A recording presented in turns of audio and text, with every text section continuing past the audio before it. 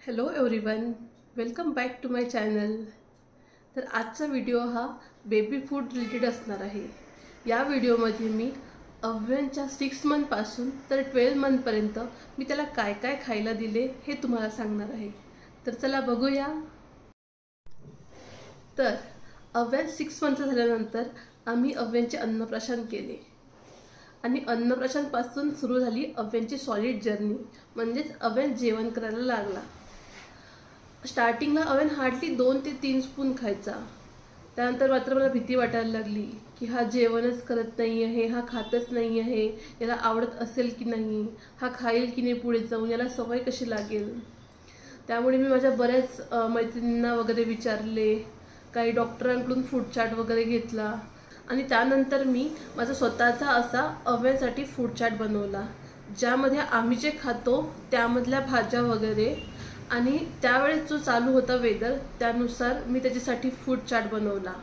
आता तोच मी तुमच्यासोबत शेअर करते. इथं तुमच्या स्क्रीनवरती एक फूड चार्ट दिसत असेल, baby food for 6 to 8 months baby. तर 6 to 8 मंथ्समध्ये मी अव्यांना सर्व प्युरी फॉर्ममध्ये दिले. Apple puree, carrot puree, pear puree, et cetera ॲटसेट्रा.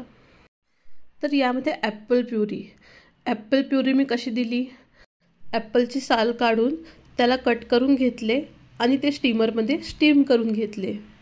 नरम झाल्यानंतर ते मिक्सर जारमध्ये घालून त्याला छान ग्राइंड करून घेतले.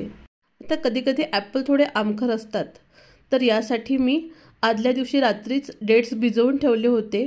दुसऱ्या दिवशी ॲपलची प्युरी बनवताना जेव्हा आपण ते मिक्सी जारमध्ये घालतो त्यासोबत तो भिजवलेला डेटसुद्धा त्यात मी घालायची, त्यामुळे ॲपल प्युरीला गोडवा यायचा. त्यानंतर आहे कॅरेट प्युरी. तर गाजराला आधी मी छान सोलून घ्यायची, त्यानंतर त्याचे काप करून त्याला वाफवून घ्यायची आणि मग नंतर ते मिक्सी जारमध्ये घालून ते ग्राइंड करून घ्यायची. आणि या कॅरेट प्युरीला टेस्ट येण्यासाठी ते ग्राइंड करताना त्यामध्ये मी थोडीशी ब्लॅक पेपर पावडर ॲड करायची, जेणेकरून प्युरीची टेस्ट अजून जास्त छान होईल. त्यानंतर आहे पियर प्युरी पण सेम ॲपल प्युरीसारखीच. त्याचे साल काढून त्याला कट करून स्टीम करून घेतले, नंतर मिक्सी जारमध्ये घालून त्याला ग्राइंड करून घ्यायची आणि स्वीटसाठी त्यामध्ये भिजवलेल्या डेट्स घालायची. त्यानंतर आहे स्वीट पोटॅटो प्युरी. यामध्ये मी रताळ्यांना सोलून त्याचे छान काप करून ते कुकरला लावायची. कुकरच्या 3 शिट्ट्याने शिजवून घेतल्यानंतर ते छान मॅश करून घ्यायची आणि त्यामध्ये मिल्क पावडर ॲड करायची. इथं मी फॉर्म्युला मिल्क ॲड करायची. फॉर्म्युला मिल्कऐवजी आईचे दूध असले तर ते अतिउत्तम. त्यानंतर आहे बनानाला स्टीम करायची काही गरज नाही आहे, त्याला साधा मॅश करून तुम्ही तोसुद्धा बाळाला देऊ शकतात. त्यानंतर आहे स्पिनच प्युरी म्हणजे पालक प्युरी. तर पालकला इथं मी स्वच्छ धुवून त्याला चिरून तो कुकरला शिजवून घ्यायची आणि शिजताना त्यामध्ये थोडेसे ब्लॅक पेपर पावडर आणि थोडेसे जिरे पावडर घालायची. शिजल्यानंतर त्याच्या मिक्सरमध्ये छान प्युरी बनवून घ्यायची. त्यानंतर आहे ब्रोकोली प्युरी. तर ब्रोकोलीसुद्धा स्वच्छ धुवून त्याला स्टीम करून घ्यायचे आणि त्यानंतर ते मिक्सर जारमध्ये घालून ग्राइंड करून घ्यायचे. ग्राइंड करताना त्यामध्ये थोडंसं ब्लॅक पेपर पावडर घातली तर छान टेस्ट येते. तर त्यानंतर आहे पंपकिन प्युरी. तर पंपकिनचे साल काढून त्याला कट करून ते सुद्धा स्टीमरमध्ये स्टीम करून घ्यायचे आणि नंतर मिक्सीमध्ये त्याची प्युरी बनवून घ्यायची. त्यानंतर आहे पपया प्युरी. पपयालासुद्धा स्टीम करायची काही गरज नाही आहे. पपयाचा गर काढून तो मिक्सी जारमध्ये छान ग्राइंड करून घ्यायचा. छान अशी गोड प्युरी तयार होईल. आता हे सर्व मी अव्यांना केव्हा द्यायची, तर अव्यान सकाळी 8 ते 9च्या दरम्यान उठायचा आणि उठल्यानंतर आधी दूध प्यायचा.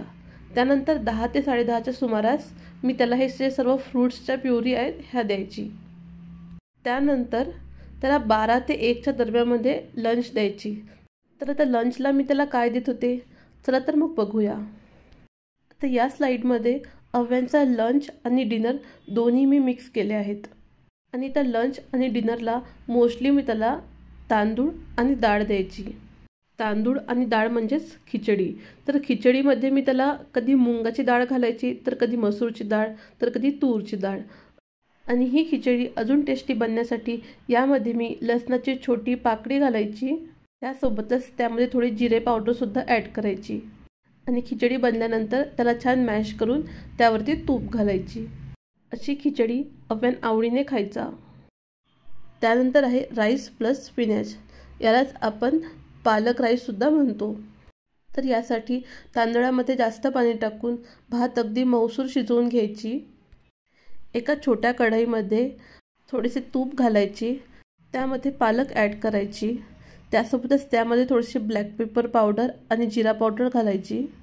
पालक छान शिजून थंड झाल्यानंतर त्याला मिक्सी जारमध्ये ग्राइंड करून घ्यायची आणि ती प्युरी त्या भाताच्या पेजमध्ये घालायची. आपला पालक राईस तयार होईल. त्यानंतर आहे ओट्स बनाना पोरेज. तर यासाठी ओट्सला छान भाजून त्याची पावडर मी आधीच बनवून ठेवली होती.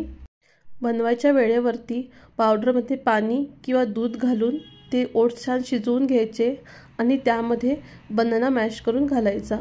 बनानामुळे ओट्सला गोडवा येतो आणि बाळाला ही रेसिपी खूप आवडते. त्यानंतर आहे रागी पोरेज म्हणजे रागी सत्व. तुम्हाला रागी सत्व तर माहितीच असेल. तर रागी सत्व पाण्यामध्ये मिक्स करून मी ते छान शिजवून घ्यायची आणि त्याला गोडवा येण्यासाठी त्यामध्ये थोडीशी डेट्स पावडर घालायची आणि ते अजून जास्त टेस्टी बनण्यासाठी त्यामध्ये थोडीशी इलायची पावडरसुद्धा घालायची. त्यानंतर आहे राईस खीर. ही सुद्धा खूप टेस्टी खीर बनते. यासाठी राईस पावडर मी दुधामध्ये मिक्स करून ती छान शिजवून घ्यायची आणि खीर टेस्टी बनण्यासाठी त्यामध्ये शिजताना इलायची पावडर आणि डेट्स पावडर ॲड करायची. आता हे झाले 6 to 8 मंथ्सचे. आता आपण बघूया 9 to 12 मंथमध्ये मी काय दिले बेबीला. आता 9 to 12 मंथ्समध्ये सुद्धा त्याला ब्रेकफास्टला मी फ्रूट्सच द्यायची आणि यावेळेससुद्धा त्याला स्टीम आणि मॅश करूनच द्यायची आणि लंचला त्याला मी डाळ भात द्यायची आणि डाळ भात शिजतानाच त्यामध्ये कधी पालक घालायची, तर कधी वाटाणा घालायची, तर कधी बीन्स घालायची, तर कधी गाजर घालायची, तर कधी बीटरूटसुद्धा. म्हणजेच मी त्याला डाळ भात देताना त्यामध्ये एखादे व्हेजिटेबल ॲड करायची. नंतर रागी पोरेज, ओट्स बनाना पोरेज आणि व्हेजिटेबल उपमा हे मी त्याला शक्यतो डिनरला द्यायची. रागी आणि ओट्स पोरेज तर तुम्हाला माहितीच आहे. तर राहिला व्हेजिटेबल उपमा. तर उपमासाठी आधी मी रवा छान भाजून घ्यायची. त्यानंतर कढईमध्ये थोडेसे तूप घालायची, त्यामध्ये थोडं जिरं घालायची. त्यानंतर त्यामध्ये बारीक चिरलेला लसूण, कांदा, टोमॅटो घालायची. सर्व छान शिजून नरम झाल्यानंतर यामध्ये भाजलेला रवा घालायची आणि त्यामध्ये भरपूर पाणी घालून पातळ असा उपमा बनवायची. उपमा जर कोरडा झाला तर अव्यान व्यवस्थित खायचं नाही, म्हणून मी त्यामध्ये थोडंसं जास्त पाणी घालायची. त्यानंतर आहे कर्ड राईस आणि कर्ड पोहा. दही तर बाळाला डेली द्यायला पाहिजे. तर कर्ड राईससाठी आधी मी राईस बनवून घ्यायची. त्यानंतर त्यामध्ये दही मिक्स करायची. त्यावरती तडका म्हणून एका छोट्या कढईमध्ये थोडेसे तूप घालायची. त्यामध्ये जिरं, मोहरी, हिंग, कढीपत्ता घालून ही फोडणी ह्यावरती घालायची. टेस्टी असा कर्ड राईस तयार होईल. त्यानंतर आहे व्हीट आटा हलवा म्हणजेच गव्हाच्या पिठाचा हलवा. तर यासाठी एका कढईमध्ये मी थोडे तूप घालायची, त्यामध्ये थोडे गव्हाचे पीठ घालायची. गव्हाचे पीठ छान लालसर होईपर्यंत भाजून घ्यायची. त्यामध्ये पाणी किंवा दूध घालायची आणि त्यानंतर त्यामध्ये स्वीट म्हणून थोडेसे डेट्स पावडर घालायची. सोबतच फ्लेवरसाठी इलायची पावडर घालायची. हे सर्व होते 9 to 12 मंथ्ससाठी.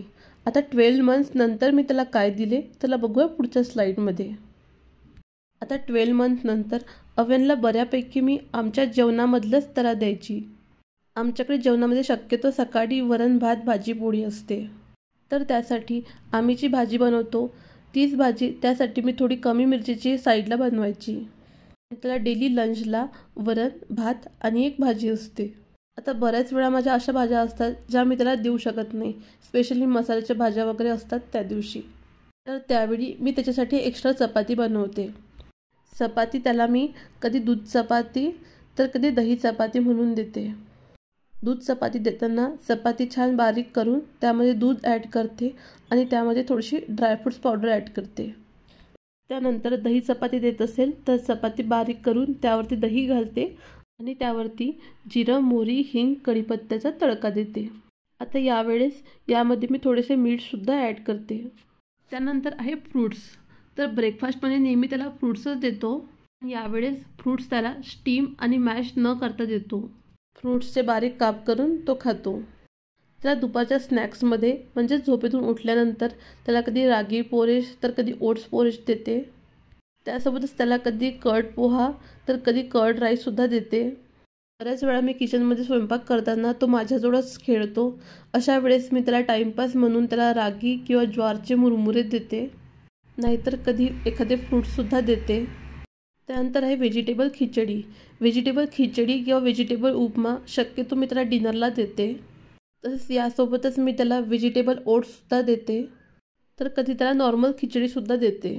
ज्यावेळेस मी घाईमध्ये असते तेव्हा मी त्याला साधी नॉर्मल खिचडी देते, म्हणजे तांदूळ आणि त्यामध्ये मुगाची डाळ घालते. त्यामध्ये हळद मीठ घालून ते छान शिजवून घेते आणि त्यावरती तडका म्हणून एका तडका पॅनमध्ये थोडेसे तूप घालते. तुपामध्ये थोडे जिरा घालते. त्यानंतर त्यामध्ये बारीक चिरलेला लसूण घालते आणि थोडासा कढीपत्ता. हा सिंपल तडका मी खिचडीमध्ये ॲड करते. यामुळे खिचडी खूप टेस्टी बनते. आणि आता हेच जे सर्व मी तुम्हाला सांगितले हे मी एक ओव्हरऑल सांगितलं. आता बऱ्याच अशा रेसिपी होत्या मी ज्या बनवल्या, आता मला आठवतसुद्धा नाही. तर आता मला ज्या आठवते हे मी तुम्हाला सर्व डिटेल सांगितले आहे. तर आता अव्यान 1 वर्ष झाल्यानंतर आता सध्या मी त्यासाठी ज्या रेसिपी बनवते आहे याची व्हिडिओ मी नक्कीच तुमच्यासोबत शेअर करणार आहे. जी सध्या मी एक एक शूट करते आहे. हळूहळू जेव्हा जे काही नवीन बनवेल त्यासाठी ते सर्व शूट करते आहे आणि तुम्हाला ते दाखवणारच आहे मी. त्याचे एक सेपरेट मी असा व्हिडिओ घेऊन येईल. तुम्हाला जर माझा आजचा व्हिडिओ आवडला असेल तर मला कमेंट्समध्ये नक्की सांगा. काही इम्प्रूव्हमेंट असतील माझ्यासाठी तर त्यासुद्धा मला कमेंट्समध्ये नक्की सांगा. आणि तुम्हाला अजून कोणत्या टॉपिक्सवरती व्हिडिओ हवे असतील तर ते सुद्धा मला तुम्ही कमेंटमध्ये नक्की सांगू शकतात. मी त्यावरती व्हिडिओ घेऊन येईल, लवकरच व्हिडिओ घेऊन येईल. आणि आजचा हा व्हिडिओ तुम्हाला आवडला असेल तर त्याला लाईक करा, शेअर करा आणि सबस्क्राईब करा. थँक्यू.